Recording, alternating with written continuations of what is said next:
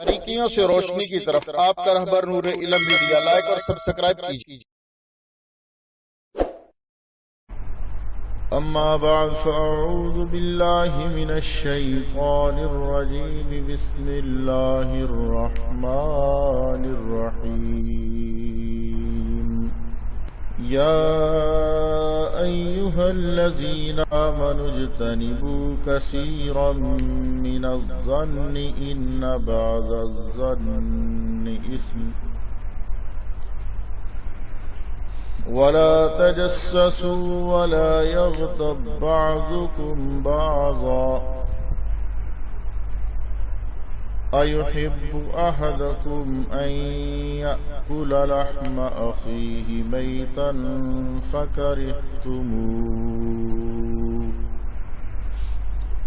صدق الله العظيم۔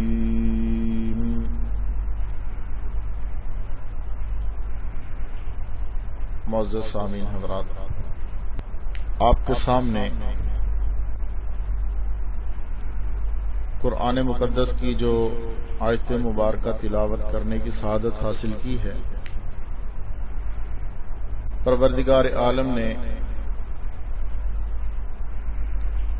اس میں غیبت کے حوالے سے بیان فرمایا ہے۔ غیبت بہت بری چیز ہے۔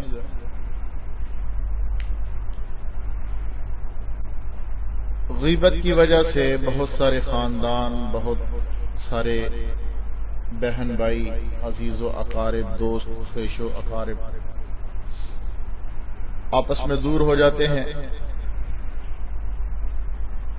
غیبت کی نحوست کی وجہ سے ماحول اور معاشرے میں بڑے برے اثرات مرتب ہوتے ہیں۔ غیبت ایک ایسی برائی ہے کہ قرآن کریم نے بھی اس کی مذمت فرمائی ہے۔ حضور نبی کریم صلی اللہ علیہ وسلم نے بھی کثیر تعداد میں احادیث مبارکہ میں اس کی مذمت، اس کی برائی اور اس کے نقصانات بیان فرمائے۔ آج ہمارے ماحول اور معاشرے کے اندر اس طرح سے سرات کر چکی ہے، اس حد تک یہ برائی رچ بس چکی ہے، پھیل چکی ہے، کوئی گھر اس سے خالی نہیں، کوئی دفتر اس سے خالی نہیں، کوئی محلہ اس سے خالی نہیں، کوئی بازار اس سے خالی نہیں۔ اس حد تک غیبت جو ہے سرات کر چکی ہے۔ بیٹا باپ کی غیبت باپ بیٹے کی غیبت کر رہا ہے، بھائی بھائی کی غیبت کر رہا ہے، ماں بیٹی کی غیبت کر رہی ہے، بہن بہن کی غیبت کر رہی ہے۔ دور کے رشتے یا دور کے دوست احباب تو بات کی بات ہے، اتنے قریبی لوگوں کی غیبت اس انداز میں کی جاتی ہے۔ ایک اژدہا کی طرح پورے ماحول اور معاشرے کو اپنی لپیٹ میں لے چکی ہے، حتیٰ کہ خانقاہوں میں بڑے بڑے ولی اللہ جو ہیں وہ بھی گندی اور گھٹیا قسم کی چیز سے محفوظ نہیں ہے۔ سوچنے کی بات یہ ہے کہ جس برائی کی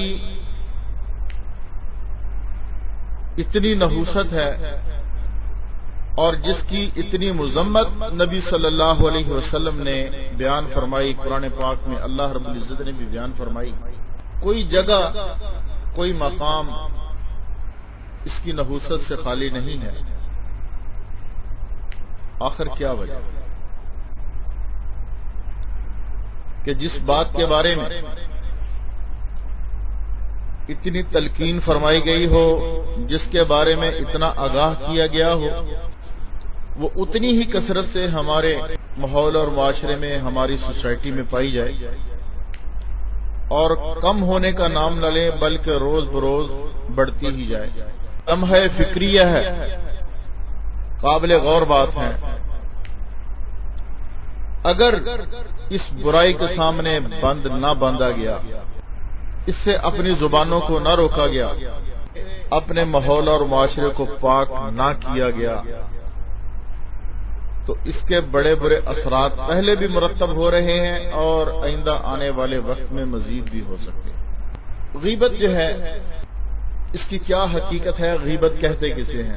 بہت سارے لوگ تو غیبت کو سمجھتے ہی نہیں نا. غیبت کس کو کہتے ہیں؟ بلکہ کہتے ہیں جی کہ ہم حقیقت بیان کر رہے ہیں، حقائق سے دوسروں کو آگاہ کر رہے ہیں. ایک حدیث ہے،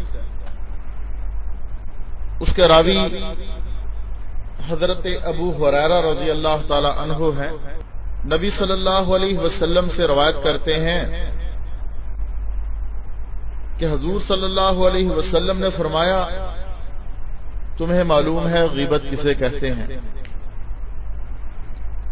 صحابہ کرام رضوان اللہ تعالی علیہم اجمعین نے عرض کیا، اللہ اور اس کے رسول صلی اللہ علیہ وسلم ہی بہتر جانتے ہیں. ارشاد فرمایا، جب تو اپنے بھائی کا ایسا تذکرہ کرے جو اسے ناپسند ہو تو یہ غیبت ہے. عرض کیا گیا کہ اگر میرے بھائی میں واقعی وہ بات موجود ہو جو میں کہتا ہوں، ارشاد فرمایا اگر اس میں وہ بات موجود ہے جو تو کہتا ہے جبھی تو غیبت ہے، اور اگر اس میں وہ بات موجود نہیں ہے تو پھر تو نے اس پر بہتان باندھا، اور بہتان کا گناہ اس سے کہیں زیادہ ہے. حضرت ابولیث سمرقندی رحمت اللہ علیہ فرماتے ہیں کہ بعض متقدمین سے یہ منقول ہے کہ کسی کے متعلق اتنا کہنا کہ اس کا کپڑا چھوٹا ہے یا لمبا ہے، یہ بھی غیبت ہے. اور جب تو اس کی ذات کے متعلق کچھ کہے گا تو کیسے غیبت نہیں ہوگی؟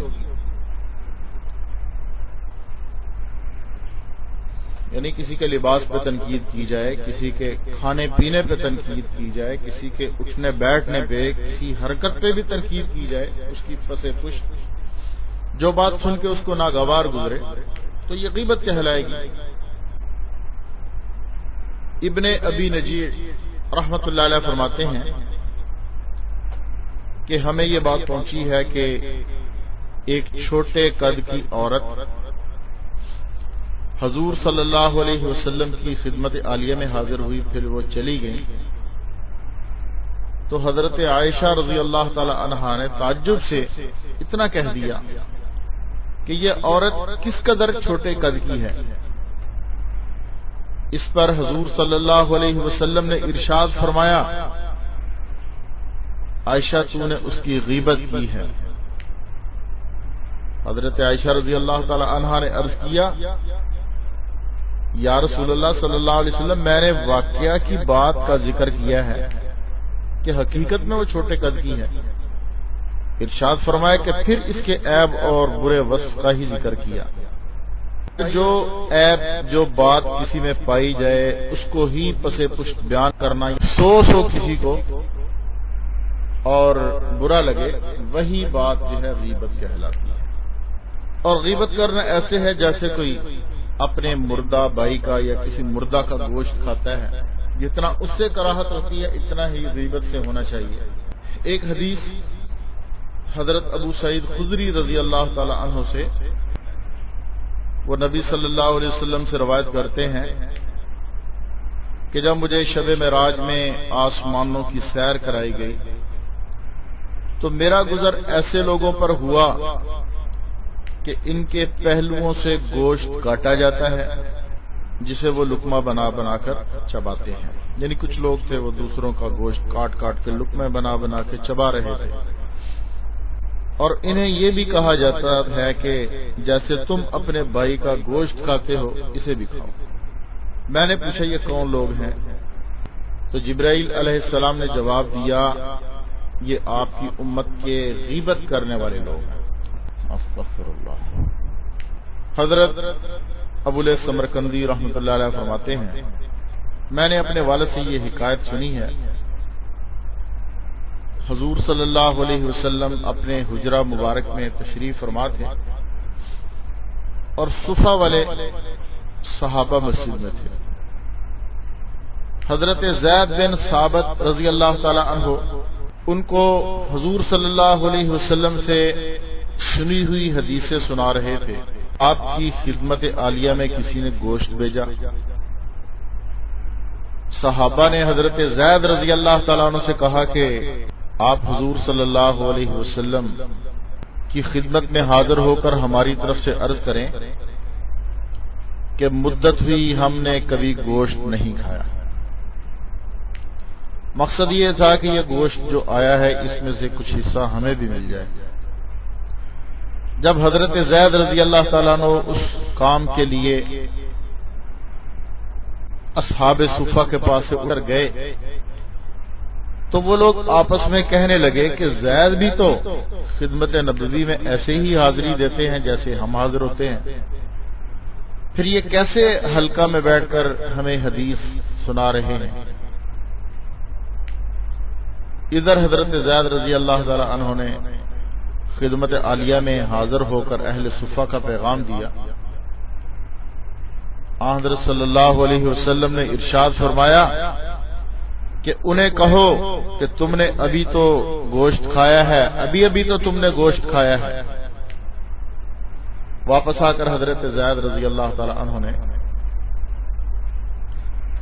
نبی صلی اللہ علیہ وسلم کا یہ ارشاد ان کو سنا دیا۔ اصحاب صفہ کہنے لگے بخدا ہم نے تو اتنی مدت سے گوشت کھایا ہی نہیں۔ پھر وہ دربار نبوی میں حاضر ہوئے،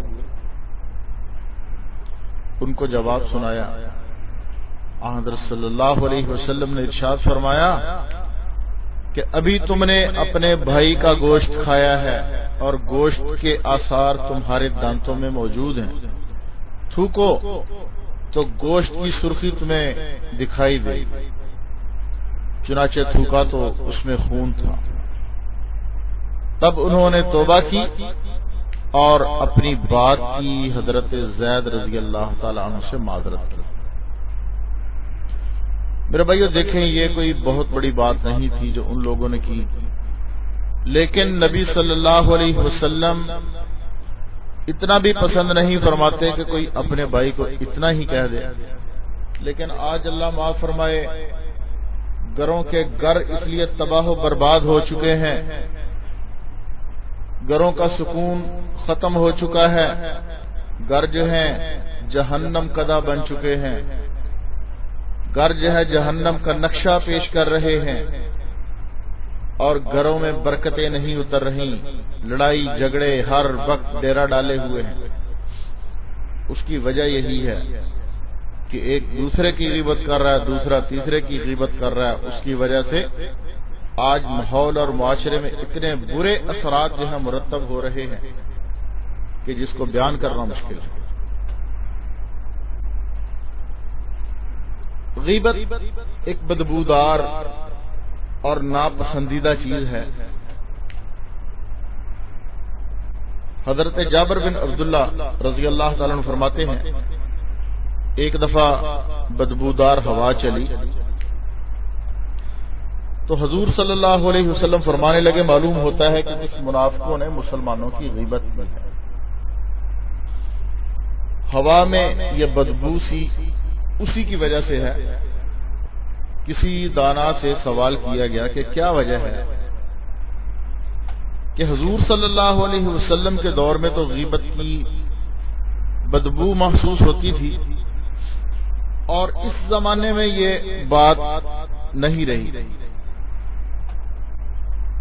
تو کہنے لگے اس لیے کہ ہمارے زمانے میں غیبت کثرت سے ہونے لگی ہے، جس کی وجہ سے ناک کی حس جو ہے وہ معوف ہو چکی ہے، اس کا احساس ختم ہو گیا ہے کہ کس کی غیبت کی جا رہی۔ جب چاروں طرف غیبت نے ڈیرے ڈالے ہوئے ہیں، ہر مقام پر، ہر دکان میں، ہر گھر میں، ہر دفتر میں، ممبر و محراب پر، ہر طرف جب غیبت نے ڈیرے ڈالے ہوئے ہیں تو پھر احساس کس طرح سے ہوگا؟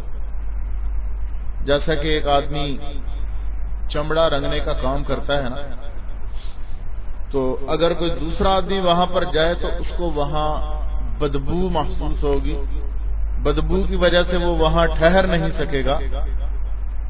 لیکن جو وہاں پر چمڑا رنگنے والے ہیں، جو گھر والے ہیں، وہ لوگ کھانا بھی وہی کھاتے ہیں، پانی بھی وہی پیتے ہیں، انہیں اس بدبو کا احساس تک نہیں ہوتا، اس لیے کہ ان کی ناکیں اس سے بھر چکی ہیں۔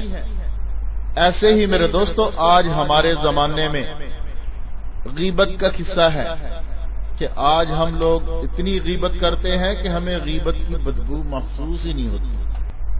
حضرت سلمان فارسی رضی اللہ تعالی عنہ ایک سفر میں کچھ لوگوں کے ساتھ تھے، حضرت عمر رضی اللہ تعالیٰ عنہ بھی ساتھ تھے۔ ایک جگہ پر پڑاؤ کیا، ساتھیوں نے خیمے لگائے، کھانا تیار کیا اور حضرت سلمان فارسی رضی اللہ تعالیٰ عنہ جو ہے وہ سو گئے۔ باقی ساتھی جو ہے کھانا تیار کرنے لگے، حضرت سلمان جو ہے وہ نیند آئی ہوگی، لیٹ گئے، سو گئے۔ بعض ساتھی کہنے لگے یہ غلام تو چاہتا ہے کہ خیمے لگے ہوئے ہوں، کھانا تیار ہو اور یہ آ کر بیٹھے، یعنی سب کچھ تیار مل جائے۔ اس کے بعد حضرت سلمان فارسی رضی اللہ تعالیٰ عنہ بیدار ہوئے تو حضرت سلمان سے کہنے لگے کہ حضور صلی اللہ علیہ وسلم کی خدمت میں جاؤ اور وہاں سے سالن لاؤ۔ وہ حضور اقدس صلی اللہ علیہ وسلم کی خدمت میں حاضر ہوئے اور وجہ بتائی۔ آپ نے ارشاد فرمایا کہ ان کو بتا دو تم نے ابھی تو سالن کھایا ہے، تم نے ابھی تو سالن کھا لیا ہے۔ حضرت سلمان فارسی رضی اللہ تعالیٰ عنہ نے آ کر انہیں بتایا اور کہنے لگے کہ ہم نے تو ابھی تک کھانا ہی نہیں کھایا۔ جو ساتھی موجود تھے وہ کہنے لگے ہم نے تو ابھی تک کھانا نہیں کھایا، مگر نبی صلی اللہ علیہ وسلم بھی تو جھوٹ نہیں بولتے۔ وہ خدمت اقدس میں دوبارہ حاضر ہوئے تو آپ صلی اللہ علیہ وسلم نے ارشاد فرمایا کہ تم نے اپنے ساتھی کا گوشت کھایا تھا، جبکہ اس کے سوتے ہوئے تم نے فلاں فلاں بات کہی تھی۔ ان کو احساس ہوا اس بات کا،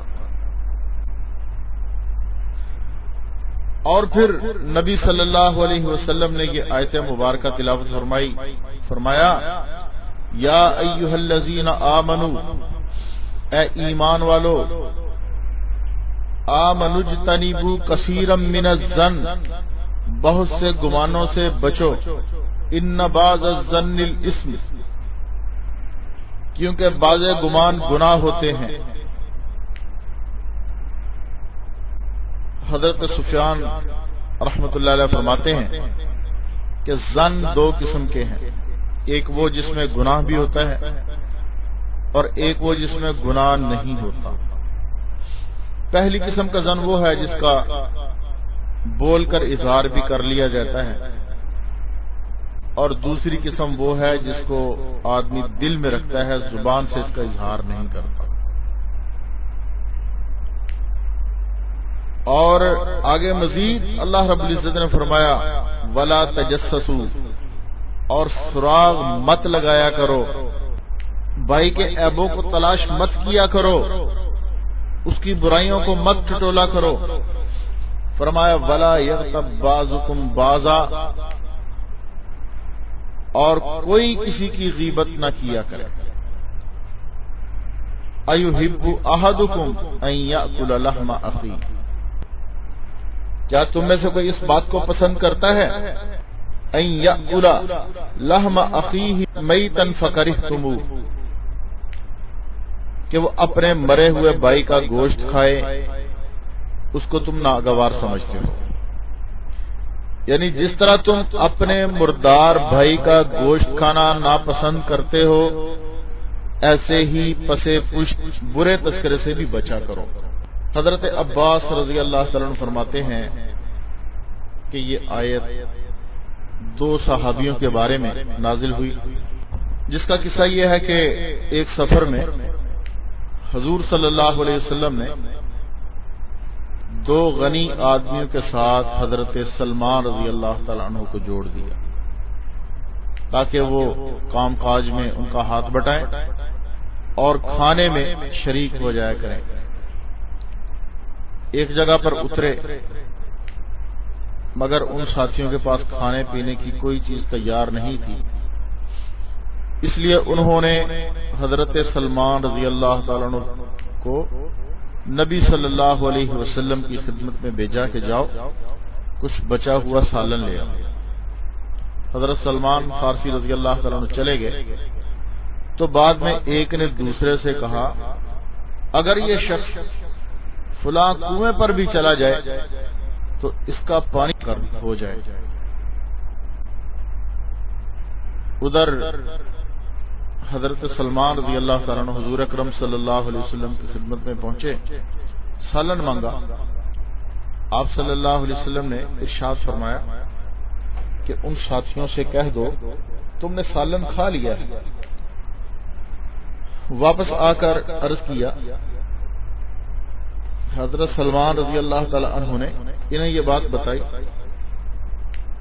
کہ حضور صلی اللہ علیہ وسلم یہ فرما رہے ہیں، تو وہ دونوں نبی صلی اللہ علیہ وسلم کی خدمت عالیہ میں حاضر ہوئے اور عرض کیا کہ ہم نے تو سالن نہیں کھایا۔ آقا نے ارشاد فرمایا کہ میں گوشت کی سرخی تمہارے منہ میں محسوس کر رہا ہوں۔ وہ کہنے لگے ہمارے پاس کچھ تھا ہی نہیں، نہ ہی ہم نے آج گوشت کھایا ہے۔ تو ارشاد ہوا کہ تم نے اپنے بھائی کی غیبت کی ہے، تم نے سلمان کی غیبت کی ہے۔ پھر فرمایا تم پسند کرتے ہو اس بات کو کہ مردار گوشت کھاؤ؟ عرض کیا نہیں۔ تو فرمایا جیسے مردار کا گوشت کھانا پسند نہیں، ایسے ہی غیبت بھی نہ کیا کرو، کیونکہ جو شخص اپنے بھائی کی غیبت کرتا ہے وہ اس کا گوشت کھاتا ہے۔ اس پر جو ہے پھر یہ آیت مبارکہ نازل ہوئی، وَلَا يَغْتَبْ بَعْضُكُمْ بَعْضًا، ایک دوسرے کی غیبت نہ کیا کرو۔ پہلے یہ غیبت کی برائی خواتین کی برائی سمجھی جاتی تھی، لیکن آج کل اللہ معاف فرمائے مرد جو ہیں ان کی محفلیں بھی اس بری اور بدبودار اور گندگی بری، غلاظت بری، گناہوں بری اور کیا کیا کہا جائے اس ذلیل چیز سے آج کل کے مرد جو ہیں وہ بھی محفوظ نہیں۔ غیبت سے انسان کی نیکیاں برباد ہو جاتی ہیں۔ حضرت حسن بصری رحمۃ اللہ علیہ کو کسی نے بتایا کہ فلاں شخص نے آپ کی غیبت کی ہے، تو حضرت حسن بصری رحمۃ اللہ علیہ نے کھجوروں کا ایک طبق بھرا، کھجوروں کا طبق بھر کر اس کے ہاں پہنچا دیا اور کہا کہ بھائی مجھے معلوم ہوا ہے کہ آپ نے اپنی نیکیوں کا ہدیہ مجھے دیا ہے، تو میرے جی میں آیا کہ آپ کو اس کا کچھ بدل پیش کر دوں، لیکن مجھے افسوس ہے کہ کامل معاوضہ دینے کی مجھے قدرت نہیں۔ اسی طرح حضرت امام اعظم ابو حنیفہ رحمۃ اللہ علیہ کے بارے میں آتا ہے کہ لوگ ان کے بھی بڑے بدخواہ تھے، بڑے حسد کرتے تھے، ان کے دور میں بھی لوگ ان سے مختلف قسم کی باتیں بناتے تھے۔ تو حضرت امام صاحب یہ فرمایا کرتے تھے کہ بھائی میں ان کو اپنا محسن سمجھتا ہوں کہ وہ اپنی نیکیاں میرے کھاتے میں ڈالتے ہیں۔ تو بھائی جو غیبت کرنے والا ہے اس کی نیکیاں جس کی غیبت کی جاتی ہے اس کے نامہ اعمال میں چلی جاتی ہیں۔ حضرت ابراہیم بن ادم رحمۃ اللہ علیہ سے منقول ہے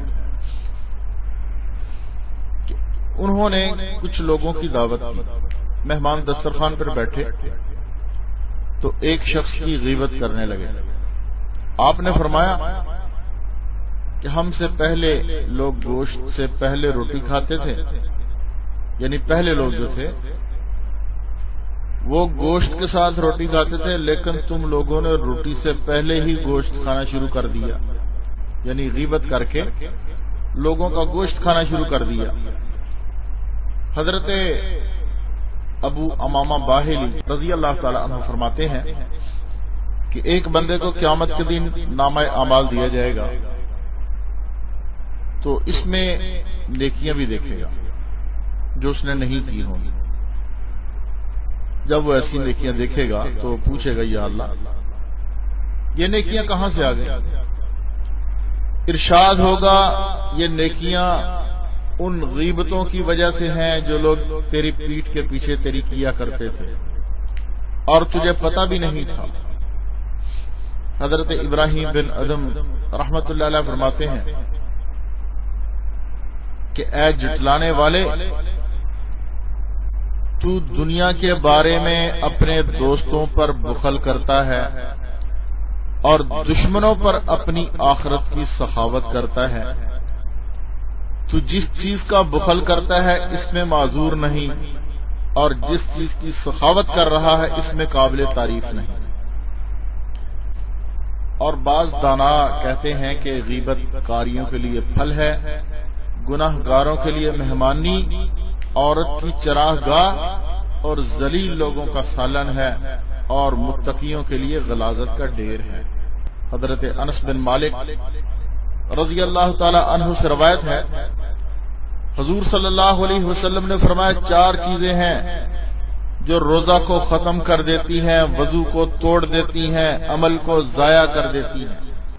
ان میں پہلی چیز غیبت ہے، دوسری جھوٹ ہے، تیسری چغلی ہے، اور چوتھی ایسی عورت کے مواقع حسن کو دیکھنا کہ جس کی طرف دیکھنا جائز نہیں۔ یہ 4 برائی کی جڑیں ہیں، اور برائی کی جڑوں کو یوں سیراب کرتی ہیں جیسے پانی پودے کی جڑوں کو سیراب کرتا ہے، اور یہ شراب پینے سے بڑھ کر ہے۔ حضرت کعب احبار رحمۃ اللہ علیہ فرماتے ہیں کہ میں نے انبیاء سابقین کی کتابوں میں پڑھا ہے جو شخص غیبت سے توبہ کر کے مرتا ہے وہ جنت میں سب سے پہلے داخل ہوگا، اور جو بلا توبہ یوں ہی مر گیا وہ دوزخ میں سب سے پہلے داخل ہوگا۔ حضرت عیسیٰ علیہ السلام سے منقول ہے، انہوں نے اپنے صحابہ سے فرمایا بھلا بتاؤ تو صحیح، اگر کوئی شخص سو رہا ہو اور ہوا کی وجہ سے اس کا پردہ بدن کا تھوڑا سا کھل گیا ہو تو کیا اسے چھپاؤ گے یا نہیں؟ کہنے لگے کیوں نہیں چھپائیں گے؟ فرمایا مگر تم تو اس کا باقی بدن بھی ننگا کر رہے ہو۔ کہنے لگے سبحان اللہ، وہ کیسے بھلا؟ فرمایا کیا یہ واقعہ نہیں، ایک آدمی تمہارے پاس کسی کی برائی بیان کرتا ہے اور تم بھی اس سے بڑھ کر اس کی برائی بیان کرتے ہو، یعنی تم اس سے بھی 2-4 ہاتھ آگے چلے جاتے ہو، تو گویا تم نے اس کا باقی کپڑا بھی اس کے بدن سے ہٹا دیا، جو رہی کھیہی کسر تھی وہ بھی پوری کر۔ غیبت کرنا خنزیر کا گوشت کھانے سے بدتر ہے، خنزیر کا گوشت، استغفر اللہ العظیم۔ میرے بھائی اس بات کو کوئی پسند نہیں کرتا، کوئی مسلمان صاحب ایمان، کہ وہ خنزیر کا گوشت کھائے، لیکن غیبت کا کرنا خنزیر کا گوشت کھانے سے بھی بدتر ہے۔ حضرت خالد ربیع رحمۃ اللہ علیہ فرماتے ہیں کہ میں ایک جامع مسجد میں تھا، کچھ لوگوں نے کسی کی غیبت شروع کی، میں نے ٹوکا، وہ کچھ دیر کے لیے کسی اور کام میں لگ گئے، مگر تھوڑی دیر بعد پھر غیبت شروع کر دی۔ اس دفعہ میں نے بھی ان کے ساتھ جو ہے اس شخص کے بارے میں کچھ بات کہہ دی۔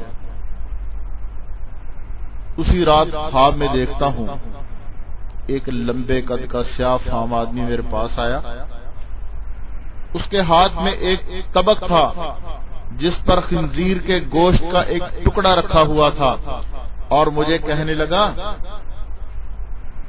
کہ اس کو کھا لیں، وہ کھانے کو کہہ رہا ہے۔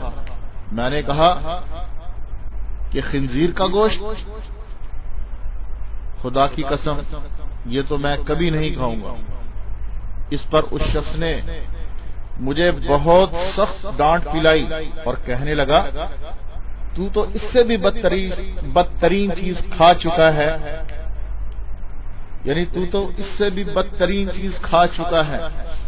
اور وہ ٹکڑا میرے منہ میں ٹھونسنے لگا، حتیٰ کہ میں بیدار ہو گیا اور کہنے لگے کہ خدا کی قسم اس واقعہ کو 30 یا 40 روز گزر گئے، مگر میں جب بھی کھانا کھاتا ہوں تو اس کا ذائقہ اور بدبو برابر اپنے منہ سے محسوس کرتا ہوں، یعنی جس طرح خنزیر کے گوشت کی بدبو ہوتی ہے اور اس کا ذائقہ ہوتا ہے، فرماتے ہیں کہ وہ بدبو اور اس کا ذائقہ میں برابر اپنے منہ میں محسوس کر رہا ہوں۔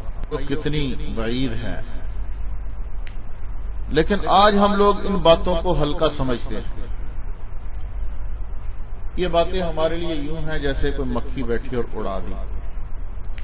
کسی مسلمان بھائی کی غیبت کو ہم عیب ہی نہیں سمجھتے، اس میں بھی شامل ہوں، آپ بھی سب شامل ہیں۔ اللہ پاک سے دعا فرمائیں اللہ تعالی ہم سب کی اصلاح فرما دے، ہم سب کو اللہ تعالی اس برائی سے، غیبت کی برائی سے ہم سب کو محفوظ فرمائے۔ حضرت سفیان بن حسین رحمت اللہ علیہ فرماتے ہیں کہ میں ایاس بن معاویہ رحمت اللہ علیہ کے پاس بیٹھا تھا، ایک آدمی گزرا اور میں نے اس کو کچھ عیب چینی کر دی۔ ایاس رحمت اللہ علیہ نے مجھے خاموش کرا دیا، پھر پوچھنے لگے سفیان کیا تو نے روم کا جہاد کیا؟ میں نے کہا نہیں۔ پھر کہا کیا تو نے ترک کا جہاد کیا؟ میں نے کہا نہیں۔ فرمانے لگے روم بھی تم سے محفوظ رہا، ترک بھی سلامتی میں رہا، مگر ایک تیرا مسلمان بھائی تیری زبان سے محفوظ نہ رہ سکا۔ سفیان کہتے ہیں کہ پھر دوبارہ یہ کام میں نے کبھی نہیں کیا۔ بعض لوگ جو ہیں آج بھی اللہ پاک ان کو اس بات کی توفیق عطا فرماتے ہیں کہ وہ اپنے مسلمان بھائیوں کی غیبت سے اپنی زبان کو روک لیتے ہیں۔ اور میں نے یہ بات حضرت مولانا طارق جمیل صاحب مدظلہ العالی کی زبانی سنی ہے، وہ تحدیث بن نعمت کہتے ہیں کہ الحمدللہ اللہ پاک نے مجھے غیبت کی برائی سے محفوظ رکھا ہوا ہے۔ سبحان اللہ، ایسے لوگوں کا ہونا اللہ کی بہت بڑی نعمت ہے اور سعادت ہے۔ اللہ پاک ہم سب کو بھی اس برائی سے محفوظ اور مامون فرمائے۔ حاتم زید رحمت اللہ علیہ کا ایک مقولہ ہے کہ 3 چیزیں جب کسی مجلس میں ہوں تو وہاں سے رحمت ہٹا دی جاتی ہے: دنیا کا ذکر، ہنسی اور لوگوں کی غیبت۔ یعنی جب یہ 3 چیزیں کسی مجلس میں ہوں تو وہاں سے اللہ کی رحمت ہٹ جاتی ہے۔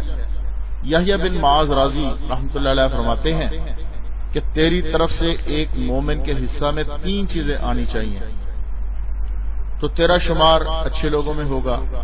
ایک یہ کہ اگر تو اسے نفع نہیں پہنچا سکتا تو اس کو نقصان بھی نہیں پہنچانا چاہیے، اور دوسرا یہ کہ اگر تو اسے مسرت نہیں پہنچا سکتا تو غم بھی نہیں دکھانا چاہیے، اور تیسرا یہ کہ اگر تو اس کی تعریف نہیں کر سکتا تو اس کی مذمت بھی نہ کر، پھر تو اچھے لوگوں میں شمار ہوگا۔ اور حضرت مجاہد رحمت اللہ علیہ فرماتے ہیں کہ کچھ فرشتے ابن آدم کے ہم نشین ہوتے ہیں، جب وہ اپنے کسی بھائی کا ذکر خیر کرتا ہے تو فرشتے اسے کہتے ہیں کہ تیرے لیے بھی ایسی بلائی ہو، اور جب وہ اپنے کسی بھائی کا ذکر برائی سے کرتے ہیں تو فرشتے اسے کہتے ہیں کہ ابن آدم تو نے اس کے پردے کا بدن ننگا کر دیا، جا اس ذات کا شکر بجا لا جس نے تیری پردہ پوشی کر رکھی ہے۔ اللہ اکبر، یعنی اللہ کا شکر ادا کرنا چاہیے کہ جس نے ہمارا بدن ڈانپ رکھا ہے، لیکن آج ہم لوگوں کے پردے کا جسم جو ہے غیبت کے ذریعے سے ننگا کرتے ہیں۔ اللہ ہماری حفاظت فرمائے اور اللہ تعالی ہم کو توفیق دے کہ ہم اس بد حرکت سے محفوظ رہیں۔ حضرت ابراہیم بن ادم رحمت اللہ علیہ ایک کھانے پر مدعو تھے، آ کر بیٹھ گئے تو کچھ لوگ کہنے لگے کہ فلاں شخص نہیں آیا۔ ایک کہنے لگا کہ فلاں شخص بڑا باری ہو رہا ہے۔ ابراہیم رحمت اللہ علیہ فرمانے لگے کہ یہ سب میرے پیٹ کی وجہ سے ہے کہ میں ایسے کھانے کے لیے آیا جہاں ایک مسلمان کی غیبت ہو رہی ہے۔ اٹھ کر چلے گئے اور 3 دن تک کھانا نہیں کھایا، 3 دن تک کھانا نہیں کھایا۔ میرے بھائی اللہ اکبر، وہ لوگ جو ہے کس طرح سے ان چیزوں کو محسوس کرتے تھے۔ اور کسی دانا کا قول ہے اگر تو 3 باتوں سے عاجز ہے تو 3 اور باتیں اختیار کر. اگر تو بلائی سے عاجز ہے تو برائی سے رک جا، یعنی اگر بلائی نہیں کر سکتا تو کم از کم برائی سے رک جا.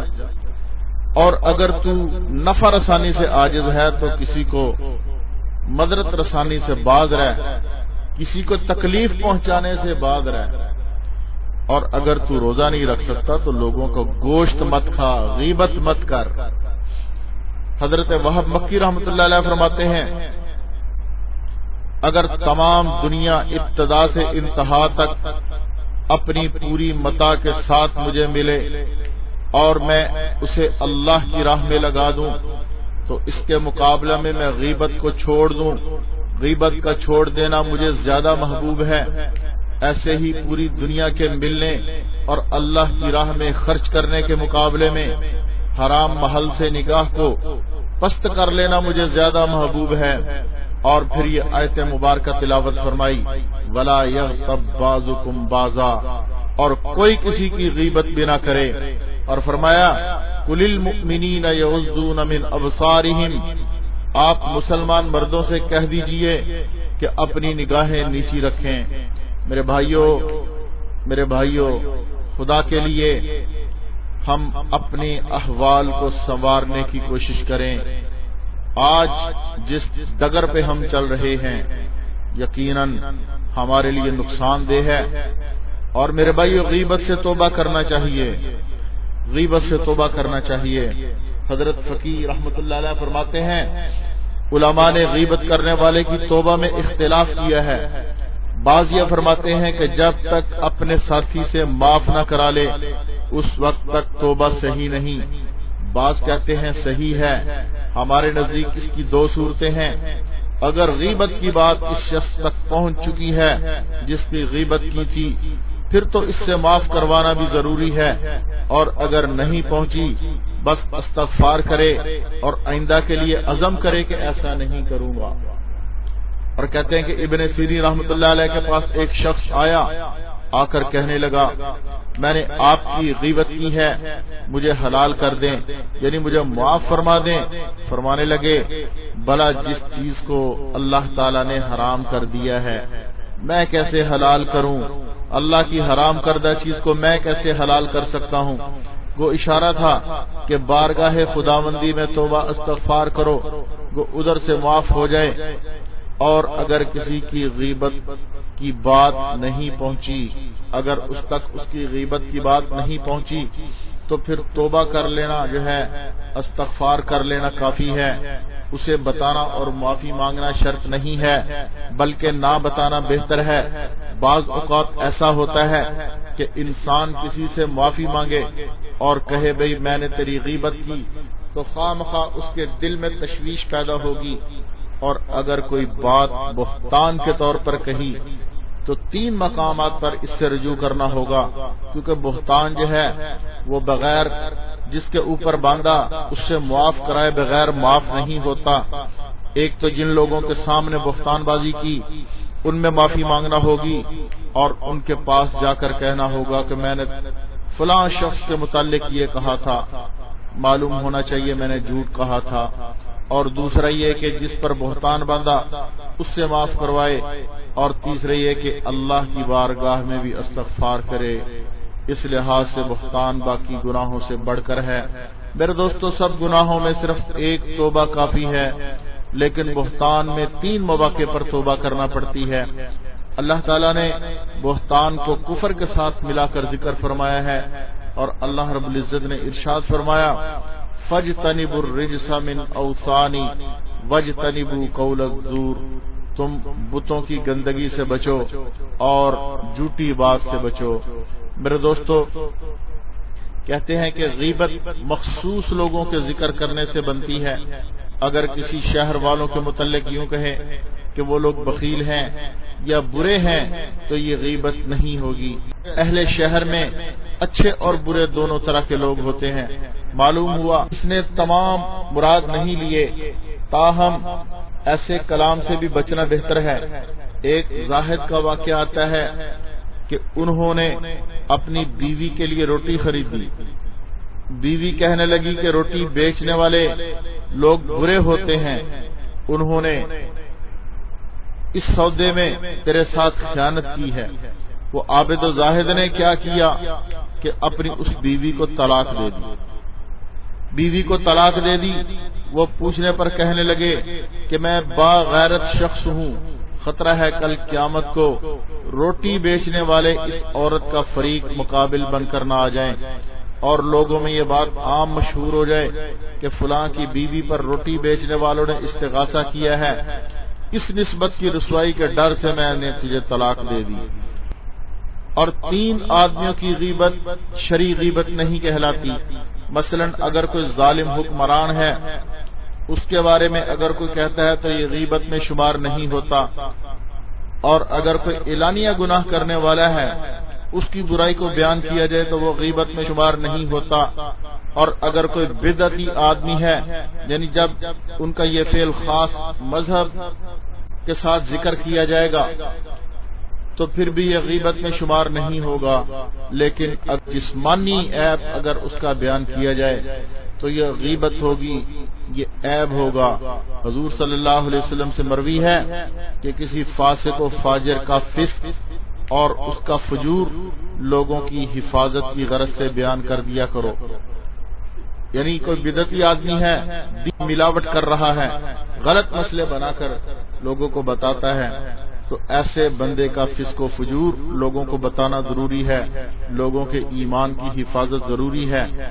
میرے بھائیوں، غیبت کی کئی قسمیں ہیں، غیبت کی کئی قسمیں ہیں۔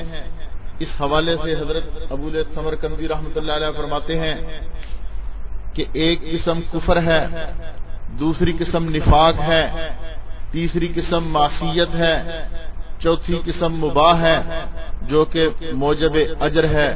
کفر کی صورت یہ ہے کہ کسی مسلمان کی غیبت کر رہا ہے، کسی نے ٹوکا کہ غیبت نہ کر تو یہ کہتا ہے کہ یہ غیبت نہیں ہے، میں سچ ہی کہہ رہا ہوں۔ اس شخص نے اللہ کی حرام کردہ چیز کو اپنے لیے حلال قرار دیا، اور ایسا کرنے والا آدمی کافر ہو جاتا ہے الیاذ باللہ۔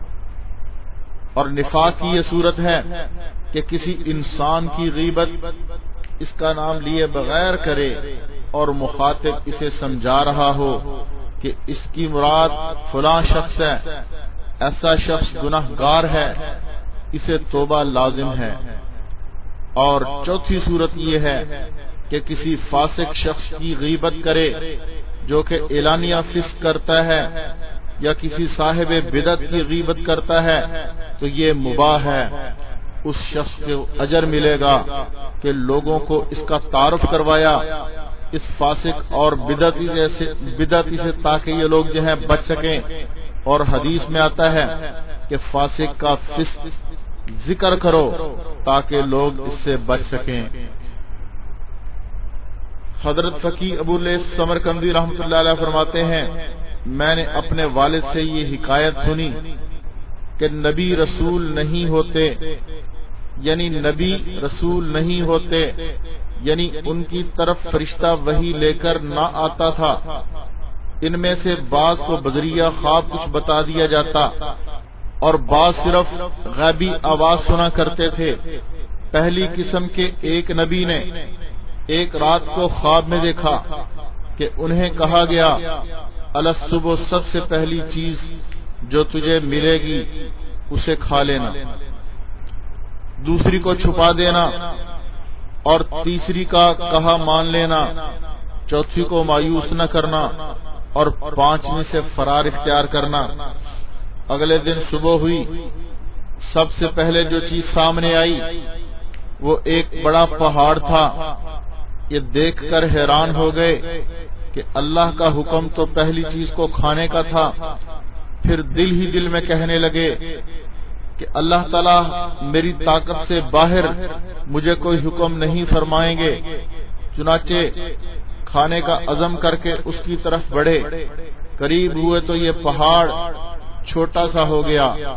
پاس پہنچے تو وہ شہد میں سے ایک میٹھا شہد کا لقمہ بن گیا، اسے کھا لیا، اللہ تعالیٰ کی حمد کی، پھر آگے چل دیے۔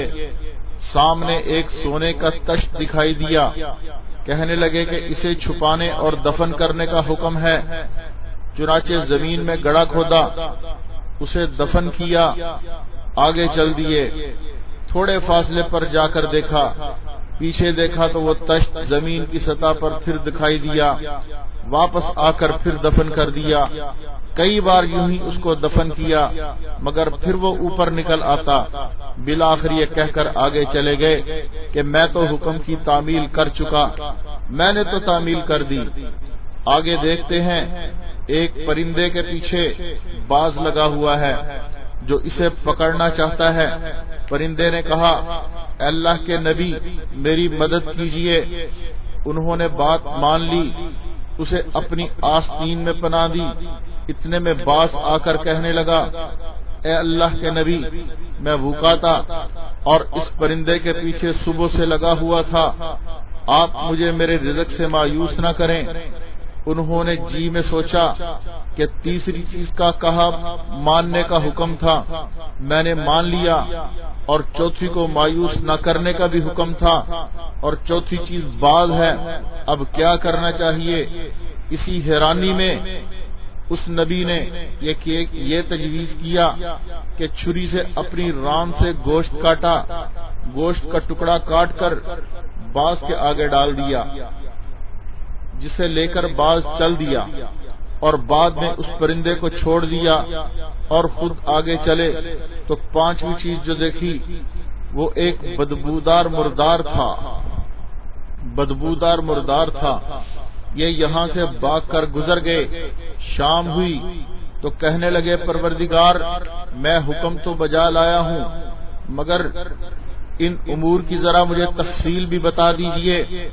رات ہوئی، خواب میں دیکھا، خواب میں بتایا گیا پہلی چیز جو کھائی ہے وہ غضب ہے جو پہلے پہاڑ کی مانند ہے، مگر جب صبر کرے اور غصہ پی جائے تو شہد سے بھی میٹھا لقمہ بن جاتا ہے۔